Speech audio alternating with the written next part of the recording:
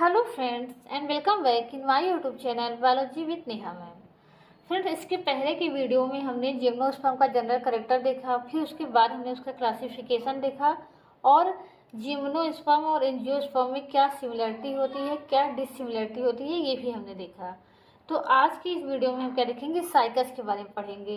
तो हम जानते हैं कि पहले जो ये भी स्पीसीज हमें पढ़नी है, सबसे पहले हम क्या देखेंगे, उसका एक्सटर्नल मॉर्फोलॉजी देखेंगे, फिर उसका इंटरनल स्ट्रक्चर देखेंगे, यानी रूट कैसा है, स्टेम कैसा है और लीफ कैसी है, और फिर इसके बाद हम देखेंगे उसमें रिप्रोडक्शन कैसे होता है। तो अगर हम रूट की बात करें तो साइकस में जो होता है वो दो प्रकार का रूट पाया जाता है। एक तो नॉर्मल टाइप रूट होता है, जैसे हर प्लांट में होता है, नॉर्मल टाइप रूट होता है, और दूसरा इसमें होता है कोरेलॉइड रूट। कोरेलॉइड रूट ये किस में पाया जाता है, केवल साइकस में पाया जाता है। सॉरी। तो इसमें होता क्या है कोरेलॉइड रूट में कि नॉर्मल टाइप रूट जो होता है वो तो क्या होता है, जियोट्रॉपिक होता है, लेकिन कोरेलॉइड रूट क्या होता है, ये एपोजियोट्रॉपिक होता है। एपोजियोट्रॉपिक होता है। इसका मतलब क्या होता है, जैसे ये रूट क्या होता है, ये साइकस का स्टेम है और ये जमीन की सरफेस है, तो ये रूट क्या होते हैं, ऊपर की तरफ आते हैं इस तरीके से, और डाइकोटोमसली ब्रांच होते हैं, यानी दो भागों में बटे होते हैं इस तरीके से। तो कोरेलॉइड रूट क्या होता है, ये जमीन के ऊपर ग्रो करता है, यानी ये नॉर्मली रूट क्या होता है, जमीन के नीचे जाते हैं, लेकिन ये क्या होता है, जमीन के ऊपर आता है और डाइकोटोमसली ब्रांच होता है। इसके अलावा जब हम इसका इंटरनल स्ट्रक्चर देखेंगे तो इसमें देखेंगे कि मिडल कॉर्टेक्स में क्या होता है, यहाँ पर सिम्बियोटिक एल्गी पाई जाती है। तो कोरेलॉइड रूट क्या होता है, कोरेलॉइड रूट होता है the association of cycas root with algae. तो साइकस के रूट में क्या होती है, एल्गी पाई जाती है, उसी रूट को ही हम क्या कहते हैं, कोरेलॉइड रूट कहते हैं। और एक कोरेलॉइड रूट कैसा होता है, एपोजियोट्रॉपिक होता है और डाइकोटोमसली ब्रांच्ड होता है। और नॉर्मल टैप रूट तो नॉर्मल टैप रूट की तरह ही होता है। अगर हम इसके स्टेम की बात करें तो इसका जो स्टेम होता है वो कैसा होता है, वुडी होगा, अनब्रांच्ड होगा,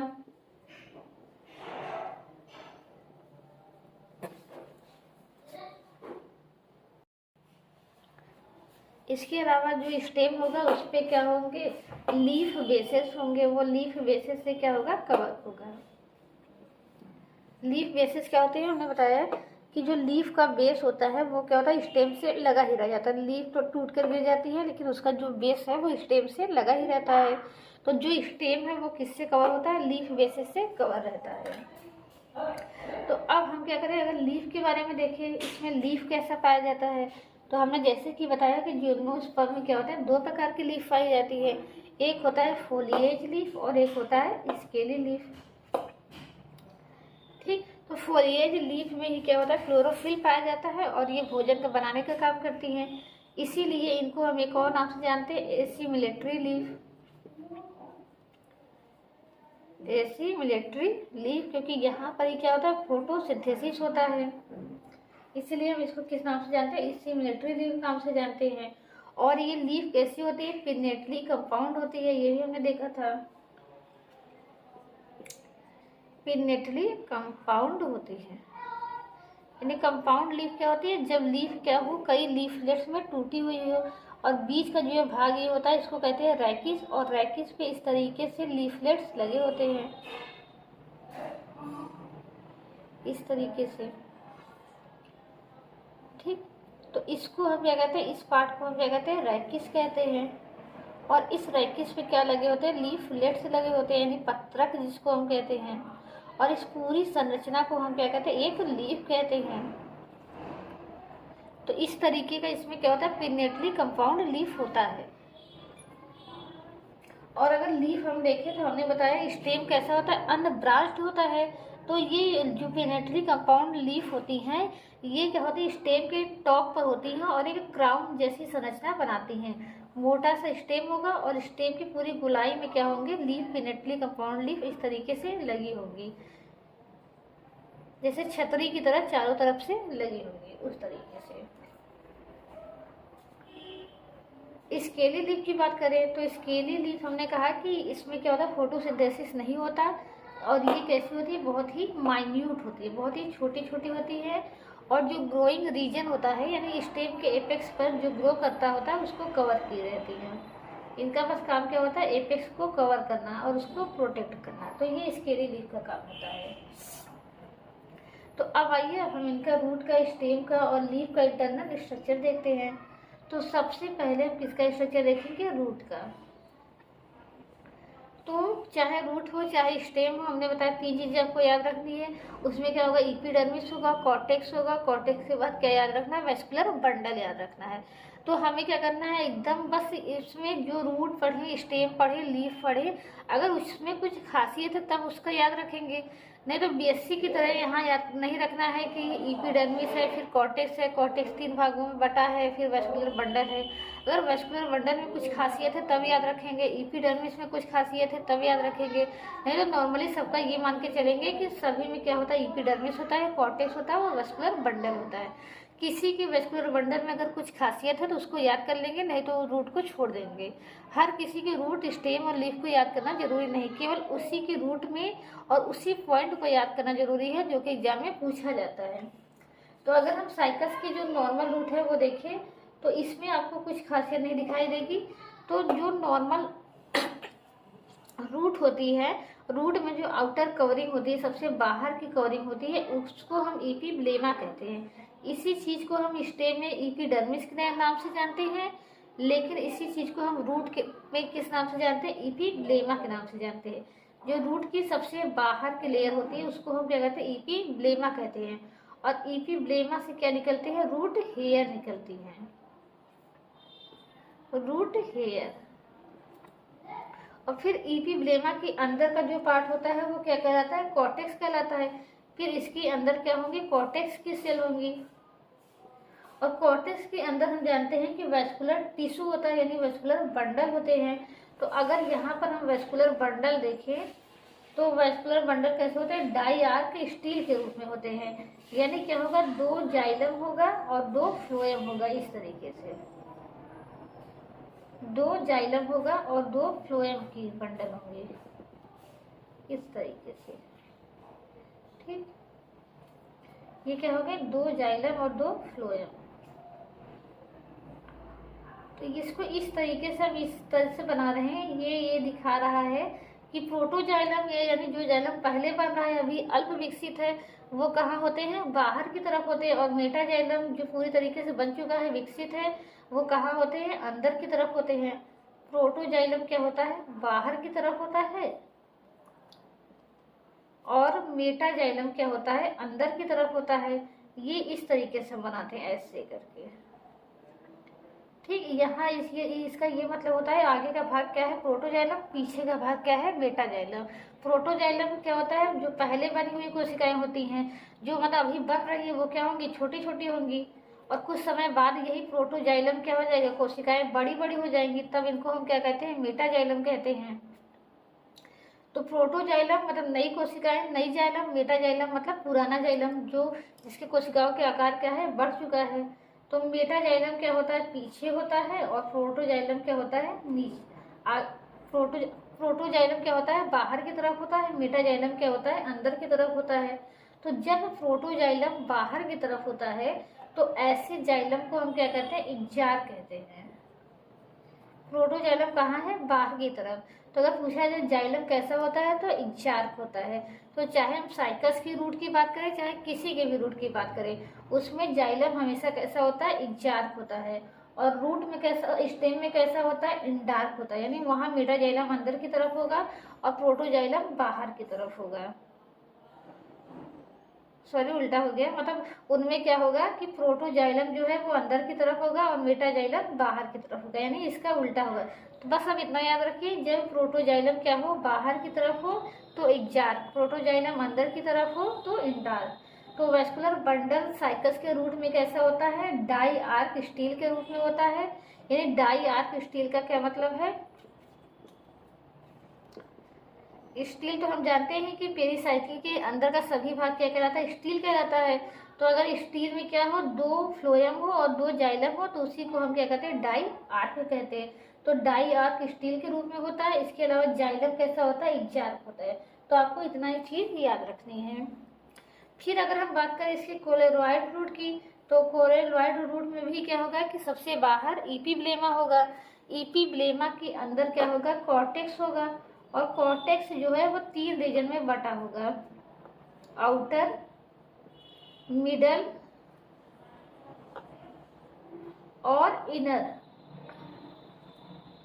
तो इस मिडल रीजन को हम क्या कहते हैं, एल्गल जोन कहते हैं। एल्गल जोन किसी के लिए कहते हैं, क्योंकि इस जोन में क्या होती है, सिम्बियोटिक एल्गी पाई जाती है। सिम्बियोसिस क्या होता है, जैसा कि हम जानते हैं, ऐसा एसोसिएशन जिसमें दोनों पार्टनर क्या हो, बेनिफिटेड हो। तो इस एल्गल जोन में जो एल्गी पाई जाती है उसको हम क्या कहते हैं, सिम्बियोटिक एल्गी। इसलिए क्योंकि इससे क्या होता है, एल्गी को भी यहाँ लाभ पहुँचता है और यहाँ साइकस की रूट को भी लाभ पहुँचता है। तो कौन सी एल्गी होती है, उस एल्गी का हमें नाम याद रखना है, एनाबीना, नॉस्टॉक। इसके अलावा इसमें क्या पाई जाती है, कुछ बैक्टीरिया भी पाई जाती हैं, जैसे कि स्यूडोमोनास। ये स्यूडोमोनास क्या है, बैक्टीरिया है, ये एल्गी नहीं है। स्यूडोमोनास पाई जाती है, एजोबैक्टर पाई जाती है। ठीक, तो जो एल्गी होती हैं, एल्गी क्या करती है, साइकस की रूट को जल और मिनरल्स प्रोवाइड करती है, और इसके बदले में क्या करता है, साइकस का रूट क्या करता है, एल्गी के वो भोजन प्रोवाइड करता है। तो इस तरीके से क्या होती है, दोनों बेनिफिटेड होती हैं। तो ऐसे ही रिलेशन को हम क्या कहते हैं, सिम्बियोसिस कहते हैं। तो कोलेरॉइड रूट में आपको इतना याद रखना है कि कोलेरॉइड रूट क्या होता है, इसमें भी नॉर्मल रूट की तरह ही होता है, लेकिन कॉर्टेक्स जो होता है वो 3 भागों में बटा होता है, आउटर, मिडल और इनर। इनर में क्या होता है, एल्गल जोन पाई जाती है। कौन सी एल्गी होती है, एनाबीना होती है, नॉस्टॉक होती है। इसके अलावा कुछ बैक्टीरिया भी होते हैं, स्यूडोमोनास और एजोबैक्टर। बाकी इसमें वास्कुलर बंडल वैसा ही होता है जैसे नॉर्मल रूट में होता है। तो कोलेरॉइड रूट क्या होता है, the association of cycas root with algae. तो उसी को हम क्या कहते हैं, कोलेरॉइड रूट कहते हैं। अब अगर इसके हम स्टेम की बात करें, इसमें स्टेम कैसा होता है, ठीक, तो हमने बताया स्टेम की सबसे बाहरी लेयर क्या कहलाती है, एपिडर्मिस, जबकि रूट की क्या कहलाती है, एपिब्लेमा कहलाती है। स्टेम की सबसे बाहरी लेयर क्या होगी, एपिडर्मिस। ठीक, और एपिडर्मिस के ऊपर क्या होंगे, रूट हेयर नहीं होंगे क्योंकि ये स्टेम है। फिर उसके नीचे क्या होगा, कॉर्टेक्स होगा। कॉर्टेक्स तो होगा, लेकिन यहाँ पर क्या होता है कि पेरिसाइकिल और इसके बाद एंडोडर्मिस, ये क्या होते हैं, ये नहीं होते हैं, मतलब होते भी हैं तो उतने क्लियर नहीं होते। तो पेरिसाइकिल और एंडोडर्मिस क्या होते हैं, क्लियर नहीं होते, मतलब स्पष्ट संरचनाएं नहीं होती। एपिडर्मिस होता है, एपिडर्मिस के नीचे कॉर्टेक्स होता है, कॉर्टेक्स के बाद क्या आ जाते हैं, वैस्कुलर बंडल आ जाते हैं। तो वैस्कुलर बंडल कैसे होते हैं ये हमें समझना जरूरी है। वैस्कुलर बंडल जो होते हैं वो 3 तरह के होते हैं, कनज्वाइंट होता है, एक रेडियल होता है और एक कंसेंट्रिक होता है। कनज्वाइंट का मतलब क्या होता है कि जब जाइलम और फ्लोएम, इसको हम अगर इस तरीके से करें, ऐसे कर दें, ये क्या कहलाता है, रेडियस कहलाता है। इस तरीके से ये जो भाग होता है ये कहलाता है रेडियस। तो जब एक ही रेडियस पे क्या होते हैं, जाइलम और फ्लोएम दोनों एक साथ पाए जाए, यानी बाहर की तरफ क्या हो, जाइलम हो और अंदर की तरफ, सॉरी, बाहर की तरफ फ्लोएम हो और अंदर की तरफ जाइलम हो, यानी एक ही जगह पर, इस तरीके से बाहर की तरफ फ्लोएम, अंदर की तरफ जाइलम।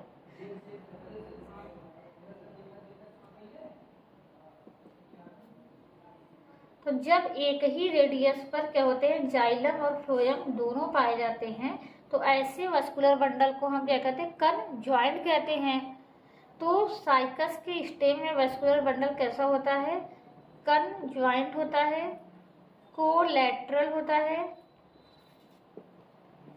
इंडार्क होता है और ओपन होता है। अब इसका मतलब क्या है, कोलैटरल का मतलब, तो कनज्वाइंट का ही प्रकार है। कनज्वाइंट 2 प्रकार का होता है, कोलैटरल और बाइकोलैटरल। जब क्या हो, जाइलम के बाहर फ्लोएम हो तो उसको क्या कहेंगे, कोलेट्रल कहेंगे। एक होता है बाइकोलेट्रल, जो कि कुकुरबिटेसी फैमिली में पाया जाता है। उसमें क्या होता है कि जाइलम के दोनों ओर फ्लोएम पाया जाता है इस तरीके से। बीच में क्या होगा, बीच में जाइलम होंगे और जाइलम के दोनों साइड पे फ्लोएम पाए जाएंगे। ठीक, तो ये भी क्या है, ये भी कोलेट्रल, ये भी कंजॉइंट ही होगा, लेकिन कंजॉइंट में कैसा होगा, बाई कोलेट्रल होगा। ठीक, तो कंजॉइंट क्या होते हैं, दो प्रकार के होते हैं, कोलेट्रल और बाई कोलेट्रल। जब फ्लोएम बाहर की तरफ हो तो कोलेट्रल, जब फ्लोएम बाहर और अंदर दोनों की तरफ हो तो बाई कोलेट्रल कहते हैं।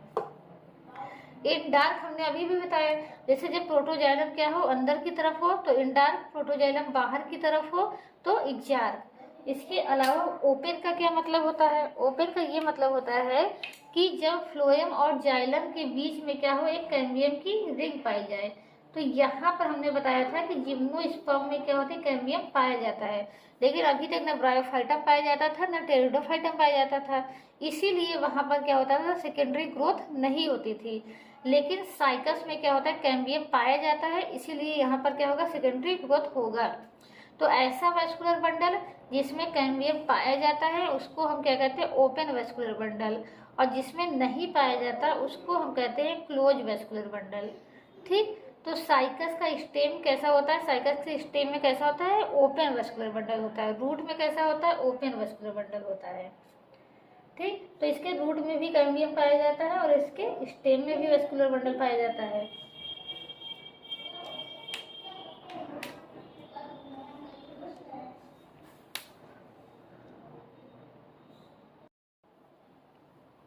तो आइए अब क्या देख लेते हैं, इसके लीफ का इंटरनल स्ट्रक्चर देख लेते हैं कि लीफ कैसा होता है।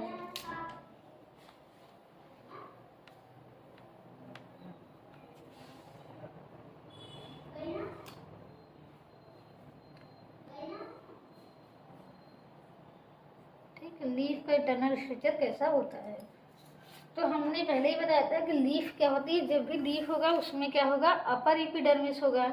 इस तरीके से हम रफली बना रहे हैं, अपर एपिडर्मिस होगा, फिर उसके नीचे क्या होगा, लोअर एपिडर्मिस होगा, और अपर एपिडर्मिस और लोअर एपिडर्मिस के नीचे क्या होगी, हाइपोडर्मिस की कुछ लेयर होंगी।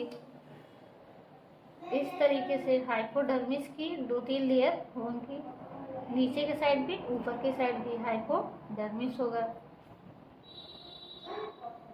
ठीक, अब इसके बाद हाइपोडर्मिस के नीचे क्या होता है, मीसोफिल टिश्यू भरी होती है। और हमने बताया था कि मीसोफिल टिश्यू क्या होती है, दो प्रकार की होती है, एक होता है पैलिसेड पैरेन्काइमा और एक होता है स्पंजी पैरेन्काइमा। तो एपिडर्मिस हो गया, उसके नीचे क्या होगा, हाइपोडर्मिस होगा, और हाइपोडर्मिस के नीचे क्या होंगी, पैलिसेड पैरेन्काइमा होंगी। ये पैलिसेड पैरेन्काइमा कैसी होती है, लंबी लंबी कोशिकाएं होती हैं और केवल एक लेयर पाई जाती है इस तरीके से। ठीक, और ऊपर की तरफ ही ये क्या पाई जाती है, बस पैलिसेड पैरेन्काइमा पाई जाती है, इसकी केवल एक लेयर पाई जाती है।